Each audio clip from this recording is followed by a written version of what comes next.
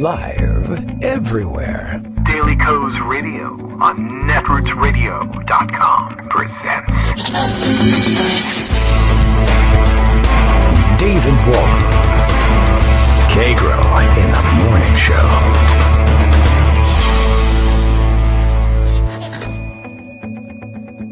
Now, here's David Waldman. Hey, good morning, everybody. How you doing? It is Monday, September 23rd, 2019. Time for another week of more shows, and we're still pretty much stuck in the same spot. Things got worse over the weekend. Hooray. That's par for the course at this point.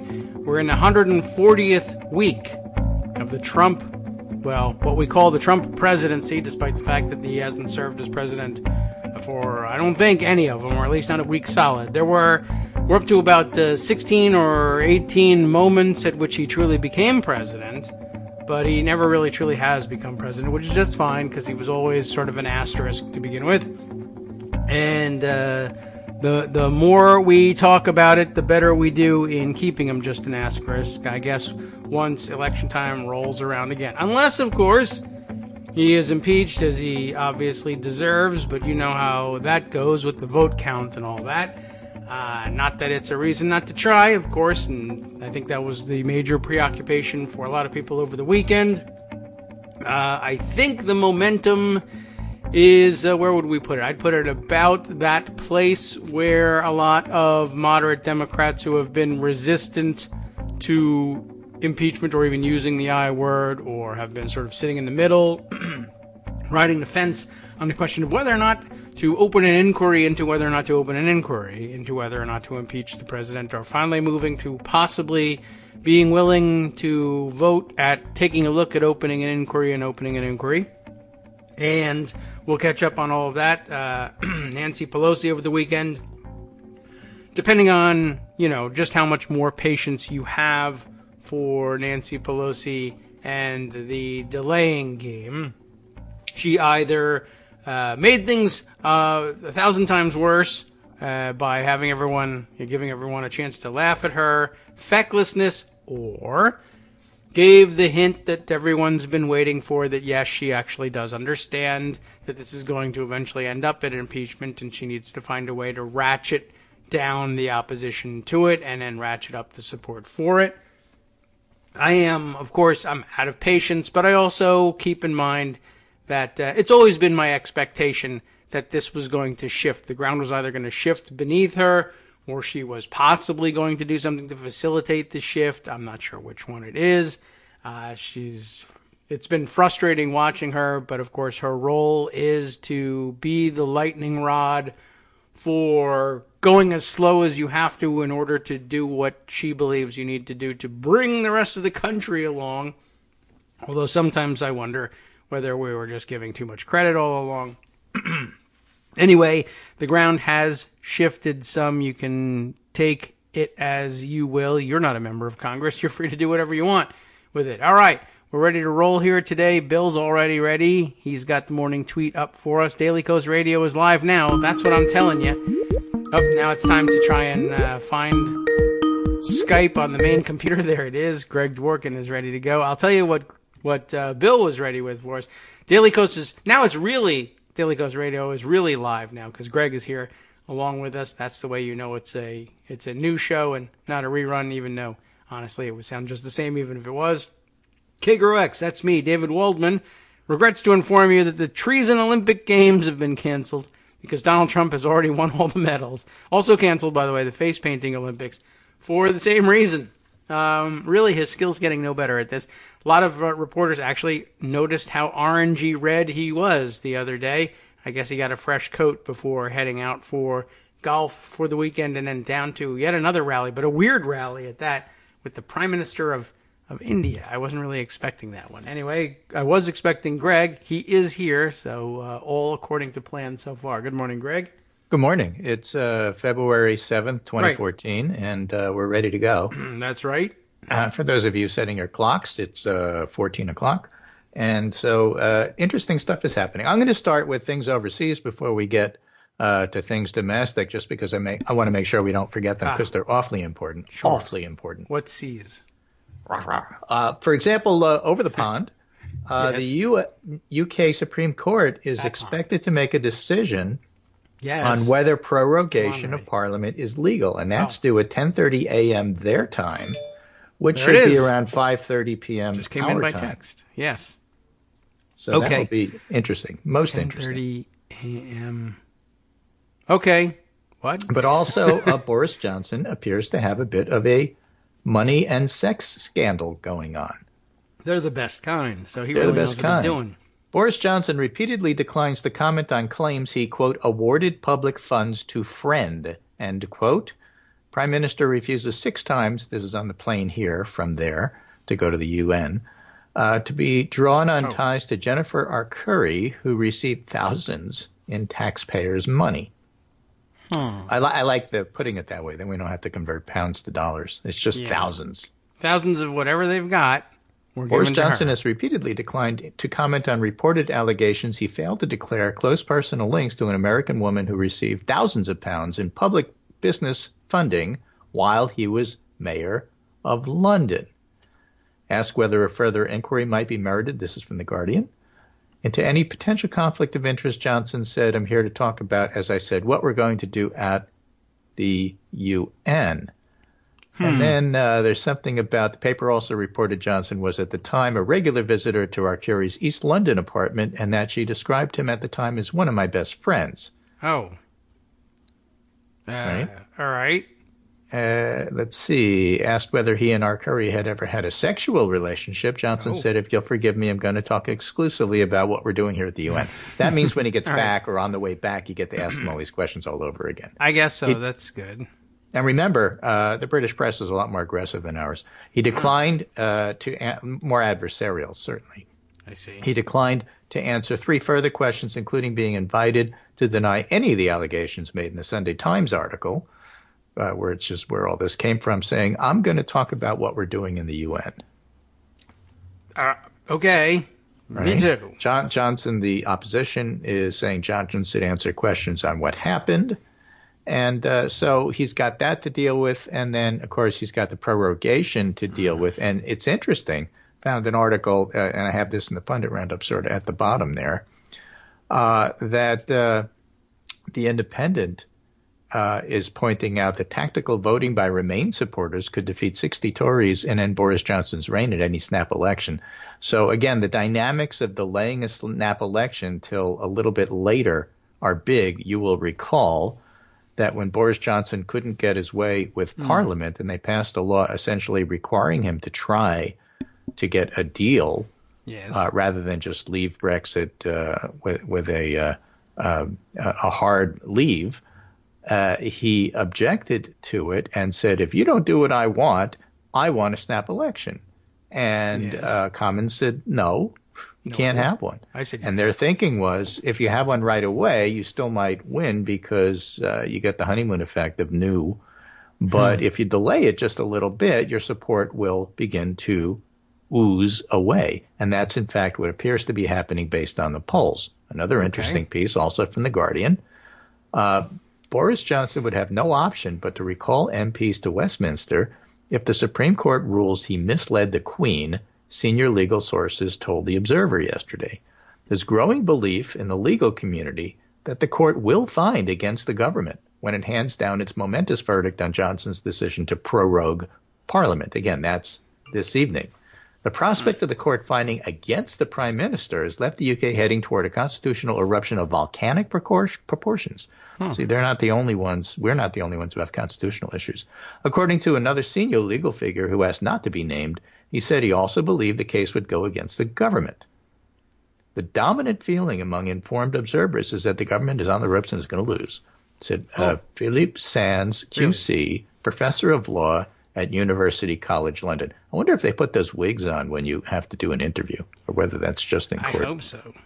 I like to see them on there. Wow. Excuse me, I have to put my white powdered wig on before I answer this phone call. They would all benefit from the white powdered wigs. Boris Johnson, most of all. But remember, I mean, the point I'm trying to make here is that there are all sorts of things that politicians can do wrong. You can try to interfere in an election, like Richard Nixon did with the Watergate break-in, and then try to cover it up. You can try to ask another foreign country to interfere in a U.S. election. Sure. Like Donald Trump did. And that's not even debatable in terms of, oh, well, you can't prove. Of course you can prove that. He admitted it, and so did Rudy. But you can't lie to the Queen, all right? Just remember that and teach your kids. Well, yeah. Or there. You It certainly cannot sounds lie to bad. the Queen. You can't. Yeah. So, okay. Oh, I've just seen the photo accompanying the Boris Johnson, Jennifer Arcuri story. I'm struck immediately. She actually looks like, I mean, I'm not kidding. She looks like a cross between Meghan McCain and Rebecca Mercer. Really? Almost exactly to me. It's very odd. It doesn't mean anything, and It means judge it nothing, on and its I merits. won't, I won't comment on looks. I just That's thought, really not the yeah, point I of the usually story, no, as you I'm well not know. supposed to do that, but it just struck me actually. I mean, it's not. I'm not kidding. I think it really. No, That's exactly what it when looks you look like at to me. her, It's she very looks vaguely interesting. familiar. I will say Yeah. that, and you can't quite place exactly why, But Yeah. but there it is. It's just, so you it's know, no comment sex, on what drugs, that and rock and means, roll. just- There's no drugs, but there's plenty of rock and roll and a little bit of sex there too. So obviously the British press will be all over Right. that. Also, maybe some drugs. Israel has elections. Israel had elections. Yes. And what did it mean? How did it all turn out? As I was writing an Israeli commentator because I was asking for details, and he had described some of the machinations about what might happen as President Rivlin meets with all the interested parties to try to figure out who gets the first crack at forming a government coalition. And some of the ways that this might turn out, for example, President Rivlin might ask Bibi Netanyahu to get first crack at forming a government. And then he asks Kingmaker Avigdor Lieberman to support him, and Lieberman says no. Then he asks Labor, which is a small player in all of this, and they say no. And then he claims there's some sort of crisis going on. And then he finally agrees, okay, I'll sit with blue and white, but it has to be a rotating prime ministership. You go first, I go second. At least that way I get into power, except in the meantime, while he's second, he gets indicted, and then he's out. I mean, that may be the way it plays out. Another way that it may play out is that Bibi tries to form a government, fails, Gantz tries and appears to fail, except that in the process, Gantz makes overtures to Likud, Bibi Netanyahu's party, and Likud younger members throw Bibi overboard in order to advance themselves. So they stab him in the back, and it's a Israeli Game of Thrones, and that might happen. So all of these things are possible. And I wrote Neri Zilber, one of the astute Israeli commentators, pundits about this. And my inquiry to him simply went, what? W-U-T, as he was describing all of these things. Yes. And he wrote back, well, that's the only appropriate response to the last few days in Israeli politics. I guess So I'm an no one international knows. pundit now because I'm conversing with international figures about what the heck is going on here. Yeah, and So that's all no in the worse off than background, the and rest people of them. should keep that in mind because we're really talking about right-wing populist governments failing. Yes. And that has international implications and has a lot of implications about Trump. You can argue that he loses support both internationally and domestically when stuff like this happens, and you would not be far wrong. So that's our international update for the moment, just so that people can help to keep up. Hemi Shalev, who writes for Haaretz, this is a Google translation because I don't read Hebrew, but he tweeted, perhaps there's no valid limitation on the president's discretion, that is to say Rivlin. He can ask whoever he wants to form the government. And given the supreme destination of the establishment of government soon, that is to say, that is his main goal, is to get a government done. Rivlin can have a theory to skip Netanyahu and skip Gantz. Netanyahu's Likud and Gantz is blue and white, the two parties that won, Right. or that is to say, the two parties that almost tied, with Gantz's party, blue and white, coming slightly ahead, and appoint one of the senior Likud. For example, the way to the rotation, whether it was first or second, the government of unity doesn't include Bibi, which, of course, not to mention sweet revenge. because nobody likes Bibi. If you're not Bibi, nobody likes Bibi. Some people are afraid of him, but nobody likes him. That may sound familiar because there was a NBC Wall Street Journal poll out over the weekend saying nobody likes Trump. I mean, even the people who support him don't like him. Yeah, it's like 70% of the population of the United States really dislikes Donald Trump. And whatever support he has is for other reasons. So again, when we say that 30% is his core base, approximately the size that supported Nixon at the time Nixon stepped down, 23, 24. And okay, because of racism, you can say that Trump has about 30% core support. The rest of the country is up for grabs, and those are not winning numbers. But we'll get to that a little bit later. The main thing that's going on now is that over the weekend, the whole Ukraine scandal really exploded in a lot of different ways. No, Ukraine. Ukraine, not the Ukraine. No, Ukraine. The Ukraine scandal in Ukraine. Right. Ukraine. Ukraine. Not me. You people. Right. So what happened is that basically Trump got caught via this whistleblower. Yes. Of attempting to either bribe or extort Ukraine into reopening an inquiry into the affairs of Hunter Biden, Joe Biden's sad sack son. Hunter Biden is like a Billy Carter figure, for those of you old enough to remember Billy Carter and Billy Beer. Yes. Right? He's not the president. He's president family. President is embarrassed about him, but he's a different figure. Hunter is not Joe. Different figure. The only question on the table is, Hunter tries to use Joe's name, his father's name, to get business. Okay. Right? I mean, unlike everybody else in the world. Right. But did Joe Biden interfere on Hunter's behalf? The answer is no. Okay. I mean, it's a solid no. Okay? It's a solid no from people who are Ukraine experts, people who have looked. Ukraine. There's nothing there. Josh Marshall points out the Times article which brought up Joe Biden's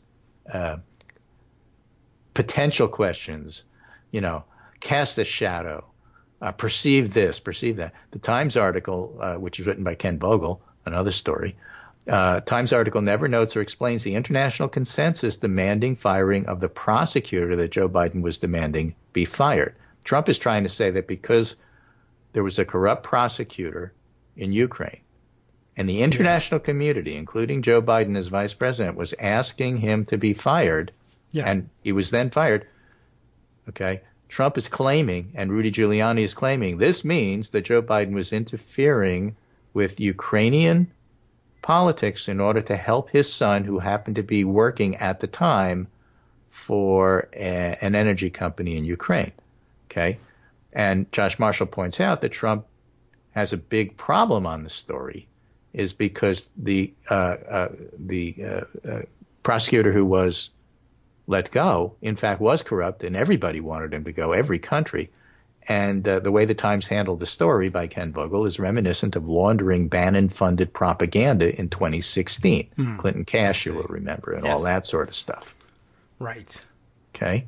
So here's a useful thread by an expert on Ukraine and corruption. The simple facts about the Trump-Ukraine affair. Viktor Shokin was prosecutor general from February 2015 to March 2016. He was considered close to President Poroshenko, was considered utterly corrupt.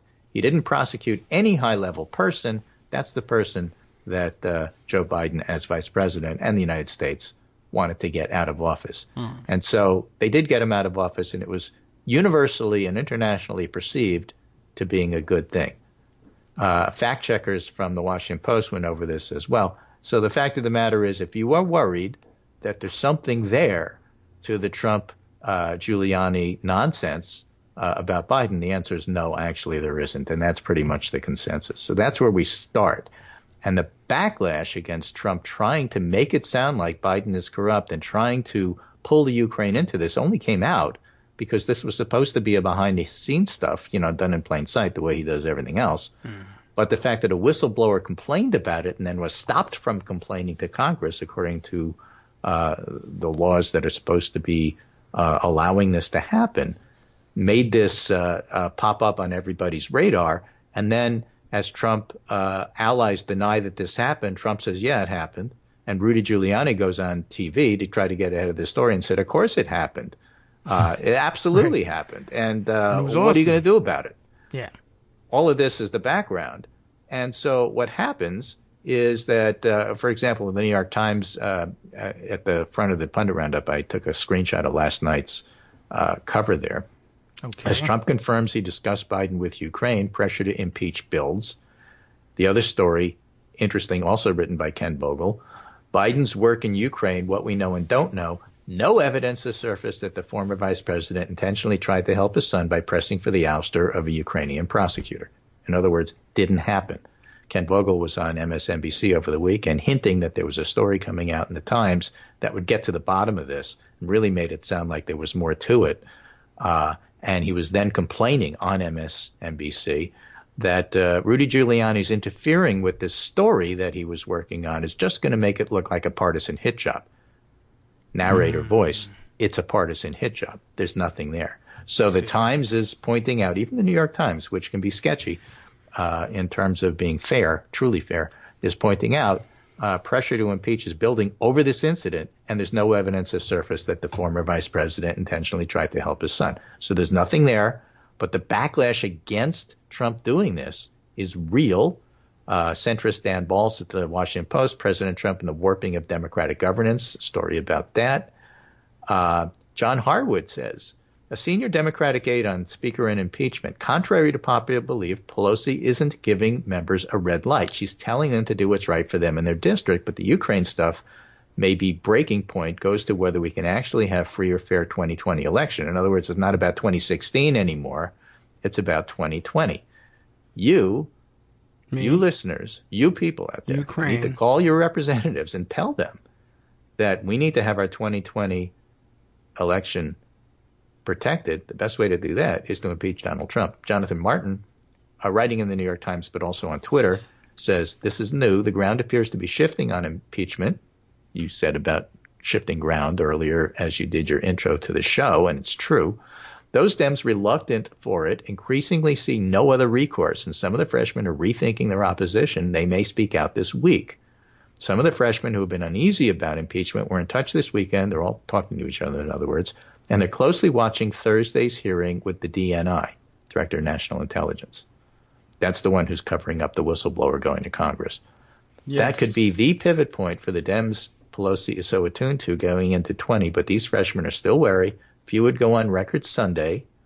And so things are shifting, and that's why you calling them and you calling your own representative should make a difference. My representative, hasn't totally decided on impeachment. And, of course, as soon as I get off the air with you, I'm going to call her now that it's 9 o'clock and, lay out why I think that it's important to do that. That's you can do that on the air. Go ahead. Yeah, right. But what should you do? Sarah Christopherson. Christopherson, maybe? Christopherson. What do you think? Christopherson. Christopherson? It could be Christopherson. Sarah Christopherson has a thread on impeachment. She says, I staffed the Blue Dog for 3 years and a moderate House D for 7 more, including 5 years as her Washington director. Technically, I've covered every issue before the federal government, but really my only true area of expertise is member of Congress psychology. Something you're also an expert in, so listen to what she says. People say impeachment isn't popular, but that's backwards. Democratic leadership has enormous power to shape public opinion and national politics inside and outside of the caucus, not simply follow them. Impeaching Nixon wasn't popular at the outset either, but showcasing his crimes in well-coordinated hearings played on the nightly news led to a dramatic shift in public opinion, or at least that's what the historians say. It's not at all clear that impeaching Clinton actually hurt Republicans as much as pundits would have us believe. And, of course, the crimes Trump has committed are much, much worse, and he's far more personally unpopular, like historically unpopular. And she cites what I just cited to you. 69% of voters dislike Trump personally, whether or not they agree with him. The previous record was 42 with George Bush, and that was after Katrina. Wow. Meanwhile, members truly are influenced by pressure from their constituents, their peers, and their leaders. I have seen it. Dem leadership making the case for impeachment with a clear, unambiguous, unified voice would make a huge difference outside and inside the caucus. Instead, trying to avoid impeachment when Trump's actions are so blatant, so egregious, takes a psychological toll on the caucus seriously. It's like staying quiet when you see abuse. Moral negligence is also harder to maintain, which is why Dems have bungled it so badly. Pelosi hasn't only been prioritizing the concerns of her nervous frontline members, she's also been lobbying the rest of the caucus against impeachment. Not impeaching term-limited GWB, George W. Bush, despite activist calls, was probably the right call, but it's dead wrong now. Yes. Democrats pulling all their hopes on winning the election, like 2016, aren't being upfront that they're playing a rigged game. One rigged legally via the Electoral College and voter suppression, and illegally via foreign interference, which is, of course, what this whole discussion's about. Real coherent, well-managed impeachment proceedings protect against some of that illegal rigging, making it much harder for Trump to undertake. For example, it's going to have trouble selling a Ukraine, quote, scandal, end quote, now. Oh, my. Yes. Right? Mm-hmm. So I repeat, the election will be a referendum on Trump, a corollary on Democrats' seriousness as defenders of the Constitution. People say, I'll hurt the Democratic majority. Look, I love good policy. I've devoted my career to it, but this election is not going to be about Democrats' new prescription pricing bill or even about guns. It's going to be a referendum on Trump, period, and then goes on to say the way you make it a referendum on Trump is you force your Republican senators to vote on it, which they don't want to do, and that's how you take the Senate. End of tweet storm. End of rant. I think that's a pretty good tweet storm, and I think it's representative of a lot of the commentary that's been available over the weekend. This is what I mean by the ground shifting. I don't know how Abigail Spanberger is feeling about the whole thing yet, but we'll find out. But we'll find out on Thursday. Yeah, and there's a core of even more resistant middle-of-the-roaders out there whose names we haven't learned yet, but we will very shortly, I'm sure. Hi, everybody. It's me, David. Let's change things up from the old fundraising pitch for just a minute and talk instead about how you can be a part of our show. If you've got a smartphone or any other electronic recording device, why not sit down and record a segment for us? Read us an important article and give us your take. Or read one of your own original essays, or even just give us your commentary on something you'd like to share that's important to you. Then send the file to me at kagrox@gmail.com, and I'll try and work it into the show. Short segments, a few minutes in length, are easiest to fit in. And of course, I can't always guarantee that I'll be able to play everything, but if you've ever shouted at your radio or TV about something you wish was being covered, here's your chance to change that.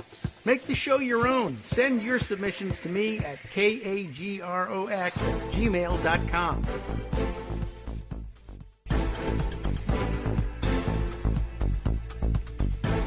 Welcome back now to the Kagro in the Morning Show here on Netroots Radio. Greg's back. I'm back. Donald Trump, he's still there, as it turns out. But like we said, ground shifting. I think it's important points made there, and well taken, all of them. And I'm glad people are coming around to this. I see people sharing the news that a lot of impeachment-phobic moderates are beginning to say things are changing. And the fact that they're leaning on Ukraine, fine, sure. It is very interesting to watch, given that we did mention middle to end of last week that the Ukraine story has been out there for a long time. The idea of trying to pin it to Joe Biden, without merit, has been out there for a long time.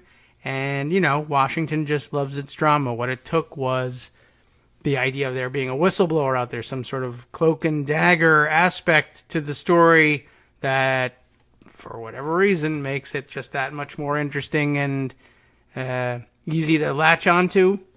So, good, fine, here we are. I'm willing to take it, and it really didn't even take that long, quite honestly.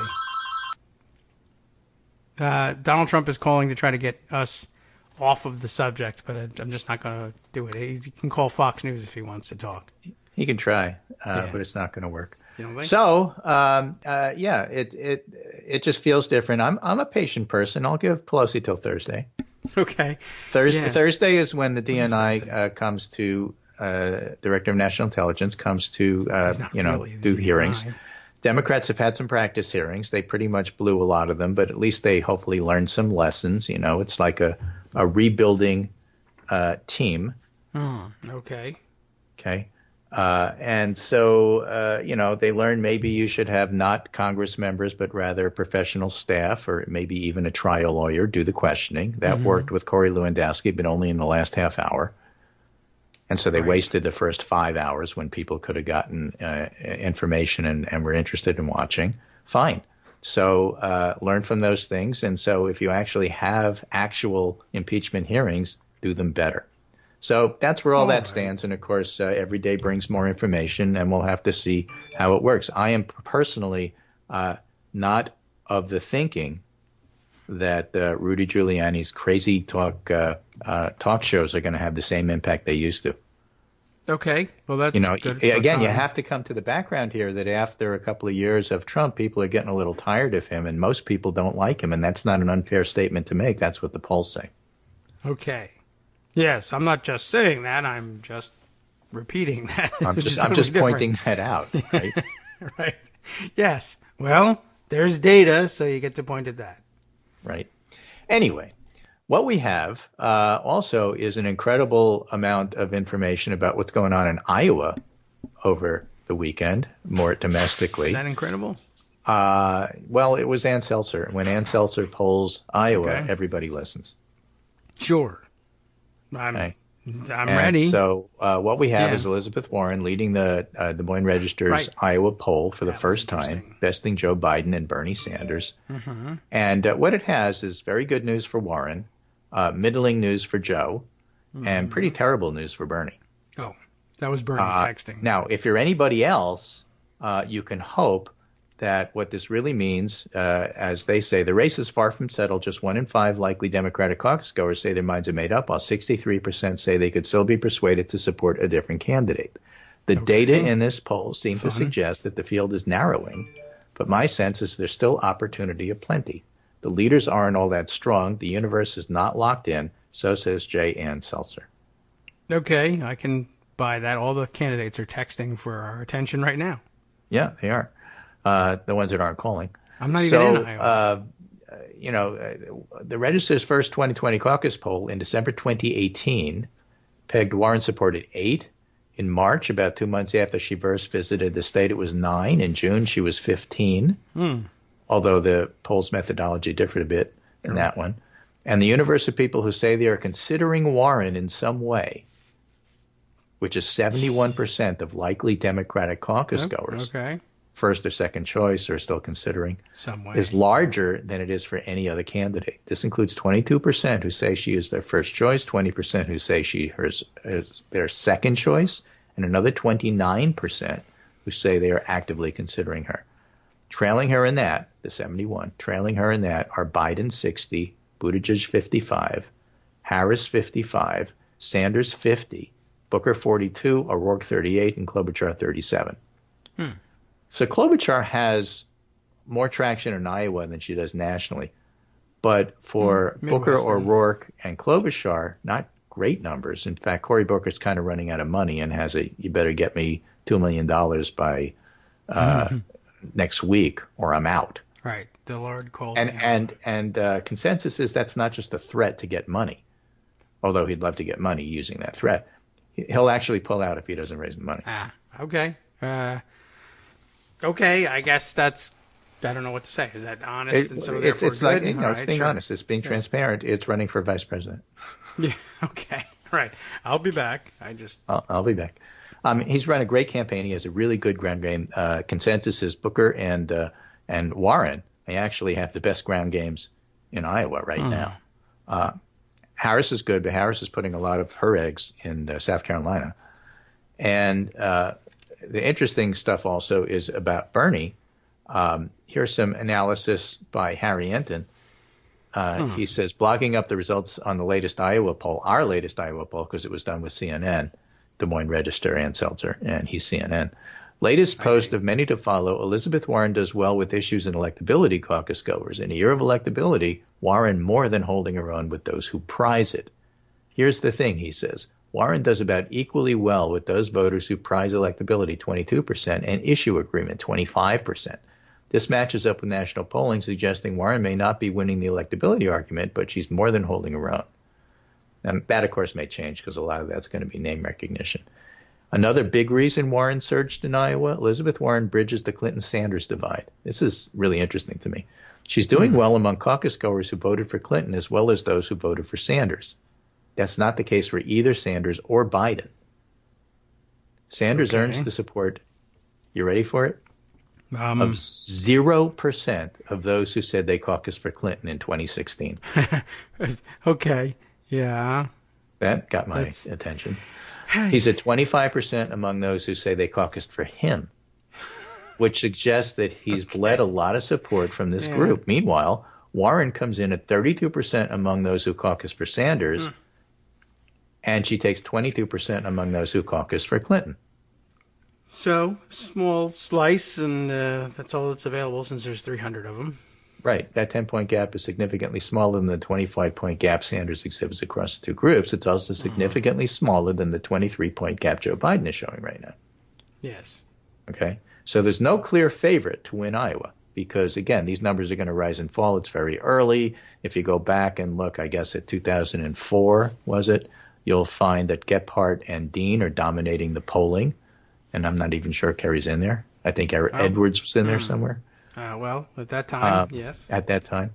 But then what happened is that Dean and Gephardt started to fight, and that's how Kerry snuck in. And the moral lesson there is to be very careful how you pick on Joe Biden or anybody else, including Elizabeth Warren, who people are going to start yelling at because now that she's a front runner, that's what happens. Yeah. But Democratic voters do not like family fights, so do it carefully. I never did. All right. Well, that's very interesting. It's just it happens to be.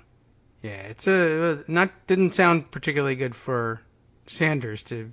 Well, I mean, I really no surprise that it would be extremely low, but 0 is just not something you ordinarily see. I didn't expect that. I expected it to be low. I didn't expect it to be 0. 1.5, something. Right. Yeah. So what Harry Anthony said is that what I've done is gathered Iowa caucuses polling taken closest to this point in non-incumbent nomination process since 1980, not just 2004. I then ran a simple model that controlled how high the best polling candidates were and figured out how often a candidate should win given where they are now. Keep in mind, these are very rough odds. So what we see is if history holds, somebody in Warren's polling position should win about 30% of the time. Okay. That means there's something like 70% chance somebody other than Warren finishes first in the Iowa caucuses. Yes. On the other hand, Biden's position, about 25% of the time, somebody like that would win. And Buttigieg and Sanders, maybe about 10%. And everybody else, a lot less. So you can say it's meaningless, it's too early, look what happened in 2004, everybody's going to change, the fighting's really going to be in January. Cory Booker's campaign is saying, yeah, look, what happens in September matters. And in fact, if you can't win September, you can't win. So if we don't win September, we're out. Right? Okay. And the truth lies somewhere in between. This is telling us not that Warren's going to win Iowa. You can argue that right now it appears to be a Biden-Warren race, and that it appears to be for right now, but that can change, is true. But what it's really telling us is where is the support coming from? If Warren has a good ground game and is building support across coalitions, she's in a much better position to win in the end and also withstand hits that she's going to take than another candidate who doesn't have that. And I think that's what we really learned from this polling. I think so. And right? Dave Weigel sums it up differently, but not really differently. He's much more blunt than I am. From Dave Weigel, Bernie Sanders is struggling. Okay. In June, when the Seltzer poll found the senator from Vermont supported just 16%, the Sanders campaign insisted the pollster was not capturing the strength of its game plan. You'll see that online all the time. I don't like this poll. Good. What are they doing? Only polling landlines. Can't be true. Everybody I talk to, yada, yada. Look at the number of people we have. Look at the strength. Look at the volunteers. Look at the fundraising. Look at this. Look at that. Look at the poll numbers. Look at the poll numbers. They claim to have 26,000 volunteers in the state, a number based on initial signups, and to be activating voters who had never caucused before and as such didn't show up in public polls. Since then, the Sanders campaign has parted with its Iowa political director and deputy director, admitting what it won't say, the plan wasn't working. Sanders is now less popular with Democrats than he was 4 years ago. 36% of caucus goers view him unfavorably when just 8% held that view in the autumn before the 2016. Basically, he doesn't have Clinton to run against as a foil. Yeah. Neither does Trump. Right. Lesson learned. Yeah, I guess so. I mean, it was a totally different race. Yep. And Cory Booker, on the other hand, Dave Lago says, Yes. is struggling and strangely happy to talk about it. Okay. Why not? I mean, that gets him in the news. Right? According to Booker's campaign manager, Adisu Demesi, who's a really super nice guy, by the way, Iowans like Booker but didn't realize how precarious the situation was. They think he's fine. They think they have more time to decide. He said on a conference call, they think that this thing is going to narrow over the coming months. The point we're trying to make very clearly is the candidates offered to the Democratic Party come February and March and April are being determined now in September. Yes. And these resources ultimately are what determines who's going to stay in this race. That is a great point about the usefulness and power and necessity of money in politics. It's a long, you can't just sit there and say, oh, they like me and they'll we'll like take me the again long in view. January. We'll just wait it out. How are you going to wait it out? You're going to pay people? Where's the money? Right. Somebody's got to continue to show up and hand out yard signs for one thing when they show up in places, and allow the candidate to come in and have a coffee in their house, and people aren't going to pick up the tab for that. So cars, rentals, apartments, whatever it takes to establish a presence for as long as it takes in Iowa. It's a lot of money. Meanwhile, That's the whole G. thing. Elliott Morris does for the national polls what Harry Anton did for the state polls. Is the 2020 primary now a two-person race between Warren and Biden? At the moment, I think it is. That doesn't mean that's going to how it turns out. Candidates in Biden's position in the polls today win the nomination about 35% of the time. Candidates in Warren's position, because she's behind Biden, win maybe 20% of the time. And the odds sink below 1 in 10 for all the other candidates. Yes. So, no, it's not a guarantee. It's not a prediction in terms of where you stand in the national polls right now, but you'd rather be ahead than behind. That is often the view people take of polls, yes. Right? Or as Harry Anton said it, look, put it another way. Biden isn't winning the electability argument in Iowa at this point. If he can't win that argument, his campaign is likely in plenty of trouble. Sanders' campaign is most definitely in trouble because although he's at 16% among issue alignment voters, he's at 9% among electability voters. So as far as the issues go, Sanders is winning a chunk, but he's winning a whole lot less for people who think he's actually electable. Okay. Well, that too changes. When you win things, you look more electable. But, you have to do that first. Well, you have to do that first. The same thing you can say. Again, the polls are too early, but they are telling us a lot. The last one from that NBC Wall Street Journal poll that was released that shows that most people don't like Trump, and that's a fact, not an opinion. It's a fact about people's opinions. They had a really interesting chart in that, which I'm just going to just give you that link so you can go down and look at that. And what they looked at is where the U.S. electorate agrees and disagrees with Democratic primary voters. And I'm going to say a few controversial things here. In the United States, I think is where the U.S. electorate agrees and disagrees with Democratic primary voters. Okay? Medicare for all and health care for undocumented immigrants are unpopular. All right. Right? We'll go down to the bottom of the chart. It In says blue this. on this chart is what do Democratic primary voters think, and in gray is what do all registered voters think.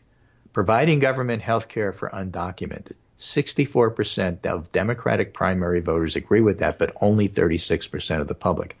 I think it's good public policy. I don't think it's smart to run on that. Okay. Yes. Okay? People like tuberculosis, so, Adopting, but that's the point. If somebody has tuberculosis, you affect the entire community, whether or not you're registered to vote, whether or not you're a Republican or a Democrat.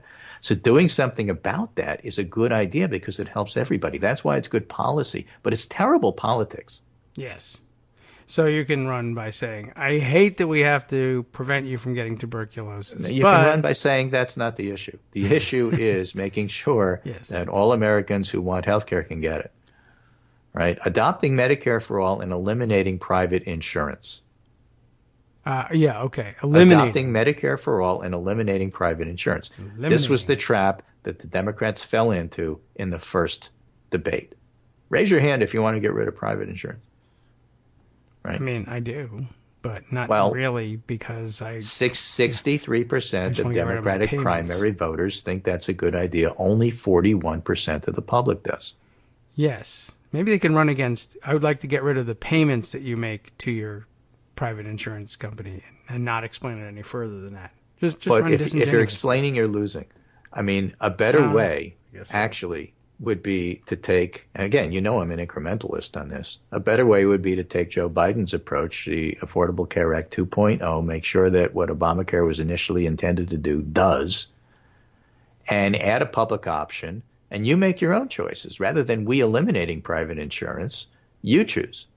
And so make it so that your employer would want to use our new private care through a public option, because don't forget, even in Medicare today, there's plenty of private plans. I'm now on it. I know. I can vouch for that. And so, what really Americans care about is, can I get insurance and at a reasonable price? Sure. Trying to convince them that I'm not telling you about exactly what the mechanism is, which is complicated, for how Medicare for All gets paid for. But your taxes may need to go up, but I'm not going to talk about that either. That's not a winning political argument. But overall, you may pay less because of this or that. I just want to know, what am I going to pay? Is it going up or down? And what are you doing to my taxes? I'm sorry, but the public's very simplistic on this. And so the public is not going to like that. What the public does like is allowing Medicare buy-in for those under 65. Okay. Right? 78% of Democrat primary voters and 67% of the all registered voters like that idea. They love the idea of Dreamers staying in the U.S. They're okay with free college tuition, but they do not like the idea of canceling all student loan debts immediately. Democrats like that, but overall registered voters don't. Why don't they like that? They figure the Felicity Huffmans of the world are going to benefit. What's the point of that? Why are you canceling all student loans for the richer part of the country? I guess. I mean, how much do you think Felicity Huffman borrowed? I think zero. Well, there's plenty of, I don't know. I don't know that that's true. And I don't know that that's true for anybody who's upper middle class but not truly rich. It's a really unpopular idea. Yeah. Just, Felicity Huffman. Which you don't have to focus on. I mean, my whole point, and the point of the tweet storm about impeachment from the former congressional staffer, is that this is a referendum about Trump. You're not going to win this on policy. And if you have these unpopular policies, why are you even running on them? I don't know. I mean, there's plenty of policies that are popular if you want to do policy. Do those. All right? And if you want to do Medicare for all, you better have a much simpler explainer and tell voters how much they're going to pay and whether the taxes are going to go up. You don't have an answer for that. You shouldn't be running on that. And eliminating private insurance, which people are okay with, because most people like their own plans, even though they don't like how much they're paying for it, that's going to be a political loser. And why are you doing this? Why are you even having this argument when it's about Trump trying to interfere with 2020 elections by asking for international foreign help? Okay. That's crazy talk. You think Giuliani's crazy? This is crazier. Don't even go there. And so when people ask you to raise your hand, are you for eliminating private insurance like they did in the first debate? Don't raise your frickin' hand. Tell them it's the wrong question and talk about Trump, and how he's trying to end Affordable Care Act and get rid of your insurance. So you can say, I'm for eliminating Donald Trump. And right? If you want to take a look at government health care for the undocumented later, fine. Don't be running on that. That should not be in your platform. Okay. I mean, you could just say, I have a plan for it. Said, we need to look at that. Let's look at that after the election. It's a good idea to look at it. I like looking at it. I'm ready to look at it. I'm not committed right now to anything. I don't have a policy on it. You know what I really have a policy on? I really want a public option in allowing Medicare buy-in for those under 65. That's really hugely popular with the public, and it's not bad policy. All right. I want to shift to 100% renewable energy by 2030. I think free college tuition is a great idea. I would love to forgive student loan debt after about 15 years. Everybody's okay with that. Just don't do it immediately. Those are all popular policies. Take a look at those. And if you can't support them because you don't want to lie about what you truly support, say that you're willing to look at it. But Look don't at it run very on strongly. unpopular policies and shift the argument away from Donald Trump, who should be the center of everything that you are running on. This is not difficult. I don't understand why candidates make it so difficult. I don't know. It must be one of those things that they have about trying to be truthful about things they're thinking about and showing people how smart they are. Well, They do learn how like to run that. elections is all I can tell you. Okay. Well, I don't know. Because, this is only a fancy way of saying something we've talked about a long time. I'm a policy guy. I'm not a politics guy. But you can't institute policy if you don't play politics, and you'll never get anywhere if you don't get elected. True. I think. In politics, anyway. Yes. You could Unless you want to be a stage lobbyist, a then coup. you can get far, But, right. if you want to pass your That policy, you got to get elected first. Understand what the public wants, right? You can't win by trying to sell the public on going metric, Link JP, if that's not where the public wants to go. It's crazy talk. Yes. Well, I mean, you do want to tell the people what they want to hear. That is true. Well, look, you're lying if you promise more services with less taxes. That's truly what people want to hear. You can't do that. You got to be honest about it, right? But don't be dumb honest. Okay. Well, I mean, unless you want to just win one term as Donald Trump. Yeah, you can be a one-termer. Yeah. I mean, that might be all it takes. I mean, we do have an aversion to that, and that you are, again, running in a Democratic primary, and the reason people tend to, be Democratic voters is they would like to hear a little bit of what's true. A little bit. From time to time. And they'd like to hear a little bit of where you stand. Right. You know what? Maybe you should take a look at these things in terms of where you stand and decide if it's good policy, make a case for it. Then you can convince people. But, if you're spending inordinate amounts of time on a single issue and you're not winning the argument, that ought to be telling you something. Well, yes. Okay. What? What? Well, I'm sorry. I'm not a Medicare for All fan. I don't think I ever will be. Nobody's made the case that the public is going to accept it. All right. Now what? Now what? Who's doing You this? do something Now we'll different. talk to So this you get person. there in increments. All Why right. do you do that? Because you have to. I guess so. I don't know. There seems to be a number of people that are convinced that they want to keep talking about it. Retail They can, politics and all that. put it up for a vote. Let's see what happens. Okay. Well, we can only do that in one house, and I think we're against doing that now. I'm not certain, although maybe it's a messaging bill. I don't know. Well, no, you can do that in the election. Somebody has to ask me. All right. Take your position, explain it as best you can, and then let people vote. I don't mean a House vote. I mean, let the public vote. Let's see how you do. Yeah.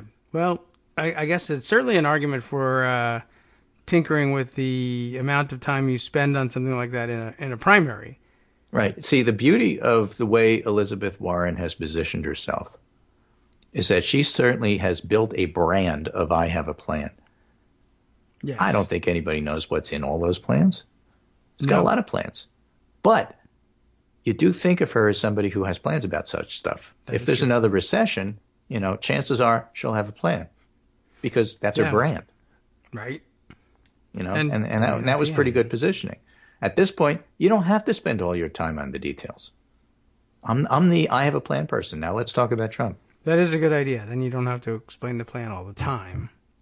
The others who haven't established themselves, if they want to make that their issue, then you have to spend some time doing that. Jay Inslee did. Everybody knows that he's a climate change wonk. Yes. It'll be incorporated into everybody's platforms and plans, and that's a good thing. And it was important that he run, but he didn't win, and he never got any traction. Mm-hmm. So you can't win with just the single issue, no matter how important it is. It's not to say that you have to lie about it. He never did. True. But if you want to win elections, you got to win on a number of factors. And the people who did not make Trump the centerpiece of their campaigns I think, are actually not doing as well as those who did. One of the reasons Biden is still up there is not just name recognition, is that he actually made Trump the centerpiece of his campaign. Mm-hmm. Now, he doesn't have enough policies. You can't look at Joe Biden and say, oh, that's the guy with all the plans. That's not his brand. Yeah. Right? His brand is restoration of norms, and I can beat Trump, and Trump needs to be beaten. It's actually a pretty good argument. We'll see whether or not it has staying power. Yes. People love the idea of Joe Biden. It's just that can Joe Biden himself, pull that off and sustain I guess it? If you had to ask people, well, what would you add to Joe Biden if you could to make him a more perfect candidate? And if the answer is plans, they'd say a better Joe Biden. Yeah, right. Or if the answer is plans, need more plans, then you say, oh, well, I already have that. But it isn't. And that's my point. Nobody's going to say, oh, well, if Joe only had plans, then that would change everything. No, Jonas. People are looking at his performance. They're looking at whether or not they can see him going head to head with Trump in 6 months. They're going to see whether or not his campaign has staying power. Mm-hmm. They're not thinking about policy and plans. And, that's where voters, don't pay attention to a whole lot of the stuff that we do. Well, I have a plan for making them pay attention to it. Yeah. I really don't. Anyway, that's my rant for the afternoon, even though it's morning. But it was morning when I started. It's now late evening by the time I finished. In England, yes. Oh, and I see it's the end of the hour, so at least that'll give you something to chew over for the first hour of the show, and the second hour of the show, of course, is up to you. Yes. What are you going to talk about? I am going to wait for England to make up its mind in the Supreme Court. When did you say they were going to make that decision? 5:30 p.m. 5:30 p.m. their time? Our time? So, okay. So what time is that for them? Like tomorrow? What time? Yeah, tomorrow morning. Oh, okay. Great. I think I got it now. I had it backwards before. I said, no, they come before us. I know it. Oh, okay. Well, maybe yesterday morning. I don't know. But we're supposed to find out around 5:30 tonight. They should have had the Australian court do this. I'm very, very impatient. Yep. Okay. Very good. Thanks, Greg. We'll check in with you on Wednesday.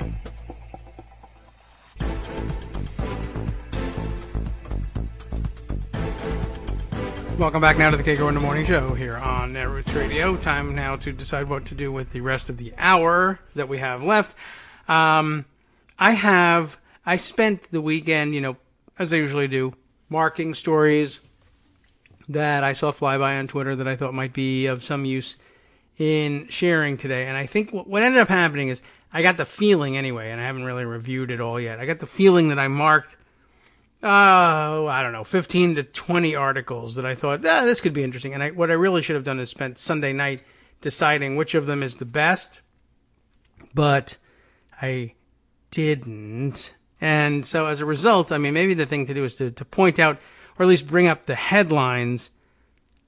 And I guess in reviewing them this way, one, we get them on the record, and two, we get a second look at how much is out there and what the consensus of opinion that broke through to me anyway is, and that'll be biased, of course, but there was an awful lot of talk about, it was all Ukraine talk and all Ukraine editorializing that caught my eye, but I think what I ended up with is 20 different articles about how horrific things are or could get or will be tomorrow or what have you from 15 or 20 different writers, and I don't know what to do with it. I don't think we can share them all and have a productive day. But I don't know. We'll see whether any of them break out.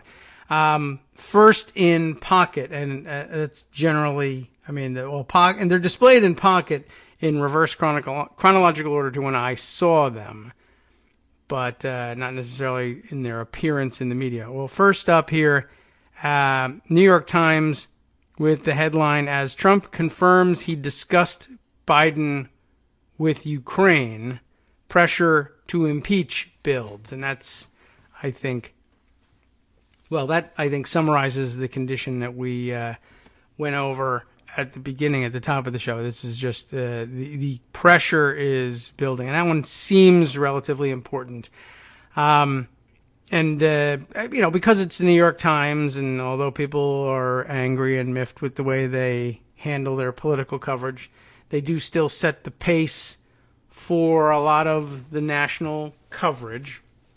So it's important to know where they come down on this. And this one also involves and gives us a recap of Pelosi's apparent shift, or the signal from Pelosi that she's willing to accept the shift, or depending on how you want to interpret this.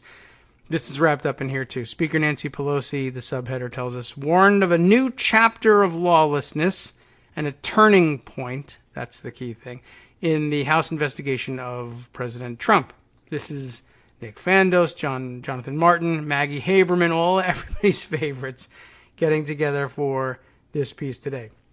By the way, I guess what I should at least note is that the climate strike action finally happening today. I was never really clear. I'm not a climate focused person. Well, when it comes to the discussion on the air, climate and the climate catastrophe, really not my area of expertise. I pay attention to it, but I think the lack of time that I spend on it sometimes is interpreted as a disinterest. And I guess the better takeaway is I leave that to others and just follow. I'm a real follower when it comes on that. I'm not a leader on the climate, but I'm a good follower.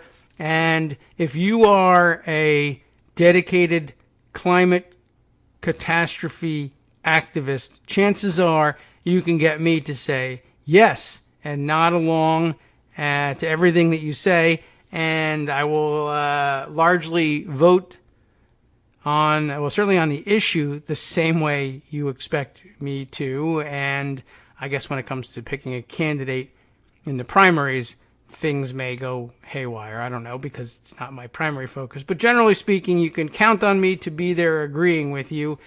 But as a result, I forget to say things like, I know exactly when the climate strike protests are going on and where, because they seem to happen over the course of a couple of days, some over the weekend in some cities, and I guess in Washington, D.C., it's happening now.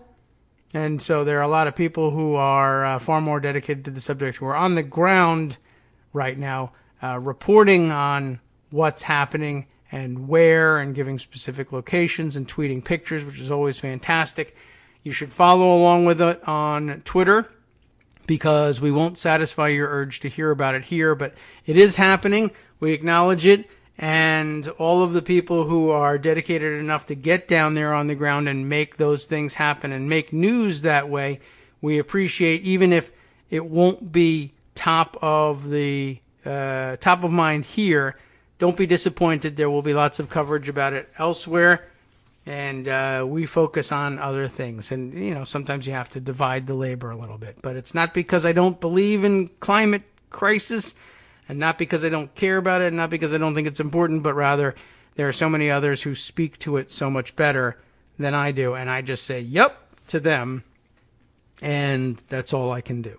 I can only keep up with so much. But back to the where I was originally going, the New York Times reporting on, I guess, their roundup of the weekend's activities, politically speaking, here in the United States with regard to reaction to the Ukraine story, which we were all supposed to know about before, but, the way we do things here in this country, it all exploded recently, even though we knew about it before. So where are we with this? We'll read through. President Trump, believe it or not, acknowledged on Sunday that he raised corruptions. Scott Anderson is alerting me for the live broadcast listeners. I guess we've been cutting in and out, but I guess we're still on. I'm just going to sort of double check here. Yeah, all right. So hopefully things have continued on and you've been able to follow it. All I said was I'm not a particularly good performer on climate. I will do what you ask, but I'm not a leader. There. That summarizes the last 5 minutes. President Trump acknowledged on Sunday that he raised corruption accusations against former Vice President Joe Biden during a phone call with Ukraine's leader. A stunning admission. Stunning. Except for him. It's run-of-the-mill for him. As pressure mounted on Democrats to impeach Mr. Trump over allegations he leaned on a foreign government to help damage a political rival. All of that is true, but I will just clarify by saying that there are so many more reasons for which we think Democrats ought to impeach Mr. Trump, that it's worth remembering that they're out there, and not the least of which necessarily is the Mueller report. A lot of people will lean on that. A lot of the moderates love to lean on reports, so that's their number 2 reason, perhaps. For me, it's down the list a little further. Honestly, I think emoluments and refusal to comply with subpoenas are more top of mind. But the Ukraine situation, I think, eventually will move subpoenas up and emoluments maybe up the list a little bit too. Okay, back to the actual story here. In public and private, many Democrats said the evidence that has emerged in recent days, months really, indicating that Mr. Trump pushed the Ukrainian government to investigate Mr. Biden and his administration's stonewalling of attempts by Congress to learn more, were changing their calculations about whether to charge him with articles of impeachment. And that, too, I think, blows past a little bit of nuance. I would remind you that, in all likelihood, the strategic thinking inside of the Democratic caucus in the House is we don't really need to be at articles of impeachment just yet. We can still make hay out of formalizing the designation of the hearings and the inquiries we're conducting as impeachment focused. There's no substantive difference between what we're doing now and doing it with more attention paid to saying the I word, but it's messaging difference. And for those who are still convinced that if we immediately voted out articles of impeachment and reported them to the Senate, that would backfire dramatically and cause a lot more problems than it solves. Once again, we're still pretty far from that happening, and this is still a process you can drag out for an extraordinarily long time, where if you needed to, you could actually just spring those articles of impeachment if you really even feel you need to pass them at all.